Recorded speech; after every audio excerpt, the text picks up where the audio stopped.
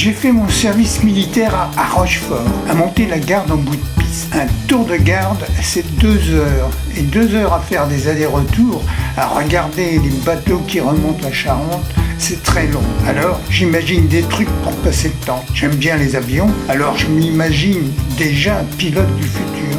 Sinon, Rochefort est une charmante petite ville de garnison. Il y a là les types de l'aviation dont je suis, ceux de la Royale, ceux de l'aéronavale et les Marines de l'armée américaine. Ça fait beaucoup de militaires dans les rues. Alors, avec les copains, on va écouter du jazz dans les boîtes sur le vieux port de La Rochelle. On drague tant qu'on peut, mais c'est pas facile. Je finis par rencontrer une vraie merveille, une poupée avec un visage de porcelaine. Putain qu'elle est belle, trop mignonne pour être réelle. Mais elle ne veut jamais rien de rien. J'ai tout juste le droit de lui tenir la main. À chaque fois que je remonte à Paris en permission, elle me propose de remettre une lettre à sa sœur qui est comédienne et qui habite Paris. Évidemment, je me suis baptisé parisien, ça fait plus classe aux yeux des filles.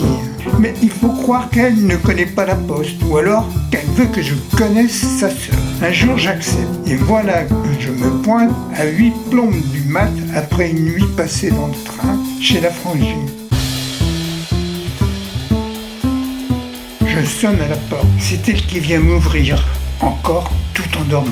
J'en ai le souffle coupé tant elle est belle. Elle porte une nuisette transparente et semble plus naturelle que nature dans cette quasi-nudité. Elle me fait entrer et me propose un café. J'accepte et lui donne la lettre de la frangine. Pendant que je me brûle les lèvres sur sa tasse, elle décachette l'enveloppe. C'est une simple lettre, très courte, bâclée d'une écriture maladroite pour ce que je peux en juger. Elle sourit de plus en plus en lisant. Je me sens un peu con et je n'ose pas la regarder.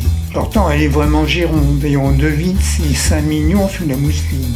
Mais j'ai vraiment l'impression qu'elle se fout de ma gueule. Comme elle voit que je suis mal à l'aise, elle me raccompagne jusqu'à l'entrée et me fout carrément à la lourde avec un grand sourire. Pendant que je descends les marches, j'entends son rire moqueur qui me poursuit. Penaud, j'emmène pas large et je me sens vraiment penaud. Je n'ai jamais compris pourquoi elle riait, ni pourquoi sa frangine m'avait chargé de cette mission. Je n'ai toujours pas compris, mais je n'ai jamais tenté de revoir la poupée de porcelaine.